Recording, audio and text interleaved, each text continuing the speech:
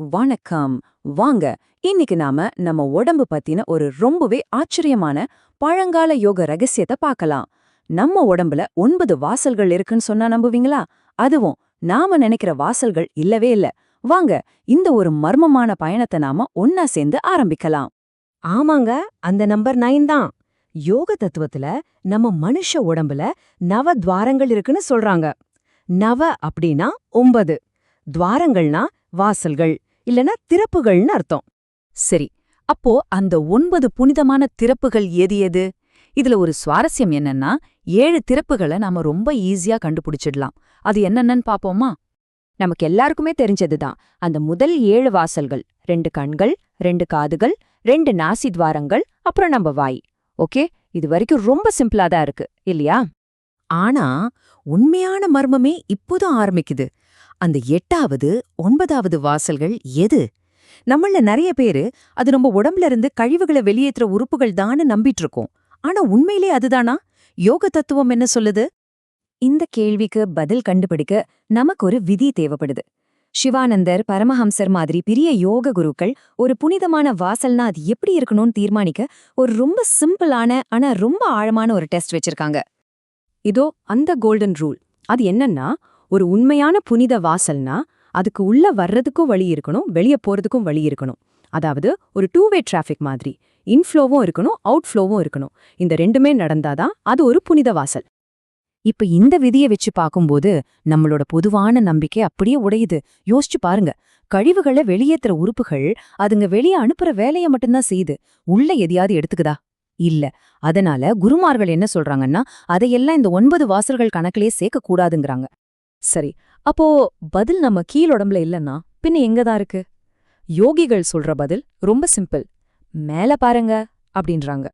ஆமாங்க, அந்த காலத்து போதனைப்படி இந்த 9 வாசல்களுமே நம்ம தலையில தான் இருக்குதாம். சொல்லப்போனா நம்ம தலைதான் நம்ம முழு உடம்போட ஹெட் ஆஃபீஸ். இதோ அந்த மிகப்பெரிய ரகசியம் இதுதான். அந்த 8வது 9வது வாசல்கள் வேற எங்கேயும் இல்ல, நம்ம வாய்க்கு உள்ள மேல் அன்னத்துக்கு மேல அமைஞ்சிருக்கு. அதுவும் எப்படி தெரியுமா? நம்ம கண்ணுக்கு தெரியாத, அளவிடவே முடியாத அளவுக்கு ரொம்ப ரொம்ப சின்ன மூடப்பட்ட 2 பாதைகள். சரி, இப்படி ஒரு மறைக்கப்பட்ட பாதை எதுக்கு இருக்கு? அதோட நோக்கம் என்ன? அதோட செயற்பாட நாம புரிஞ்சுக்கிட்டாதான் நம்மள பத்தியே நாம சரியா புரிஞ்சுக்க முடியும். யோக தத்துவப்படி நம்மளோட உயிர் சக்தியான பிராணன் இருக்கு இல்லையா, அது இந்த மறைக்கப்பட்ட பாதைகள் வழியாதான் உடம்புல பயணிக்குதாம். குறிப்பா நம்ம நல்லா ஆழ்ந்து தூங்கும்போது இந்த வேலை நடக்கும். ஒவ்வொரு ராத்திரியும் நமக்கு தெரியாம ஒரு ஆச்சரியமான விஷயம் நடக்குது. நம்ம தூங்கும்போது நம்மளோட 5 புலன்களும் அப்படியே உள்வாங்கிக்குது. அப்போ நம்ம உயிர் சக்தி, அதாவது பிராணன், இந்த வாசல்கள் வழியா அந்த ஹெட் ஆஃபீஸ்க்குள்ள இழுக்கப்படுது. இதனாலதான் நமக்கு அவ்வளவு ஆழமான புத்துணர்ச்சியான ஓய்வு கிடைக்குது. இப்ப பாருங்க, வாசியோகம் மாதிரி பெரிய யோக பயிற்சிகளோட முக்கியமான நோக்கமே இதுதான்.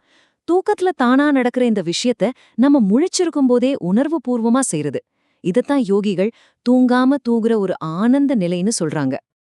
இதெல்லாம் கேக்கும்போது ஏதோ ரொம்ப ஆன்மீகமா, மாயாஜால மாதிரி தோணலாம். ஆனா இந்த போதனை உண்மைதான்னு சுட்டி காட்டுற ஒரு ரொம்ப சிம்பிளான, நம்ம எல்லாரும் செய்யற ஒரு விஷயம் இருக்கு. கொஞ்சம் யோசிச்சு பாருங்களேன். நீங்க எதையாவது மறந்துட்டா அதை ஞாபகப்படுத்த முயற்சி பண்ணும்போது நீங்க வழியா என்ன செய்வீங்க? நீங்க மேல பாப்பீங்க. ஆமா, நம்ம எல்லாருமே மேலதான் பாப்போம். நம்மளோட பார்வையும் கவனமும் தானா புருவத்தை நோக்கி மேல் பக்கமா இழுக்கப்படும். பாத்தீங்களா, நம்மளோட இந்த சின்ன உள்ளுணர்வே அந்த பழங்கால யோக கருத்தை நிரூபிக்குது. ஒருவேளை நம்ம கண்ட்ரோல் சென்டர் வேற எங்கேயாவது இருந்திருந்தா நம்ம கவனம் அங்க போயிருக்கோம். ஆனா எப்பவுமே நம்ம கவனம் மேல் நோக்கி அந்த புருவ மத்திக்கு தானே போகுது. நிஜமாவே இது நம்ம பார்வையே மாத்துற ஒரு சிந்தனை தான், இல்லையா? நம்ம உடம்ப வெறும் ஒரு மெஷினா பாக்குறதுல இருந்து அது ஒரு ரொம்ப நுட்பமான ஆன்மீக கருவின்னு பார்க்க வைக்குது.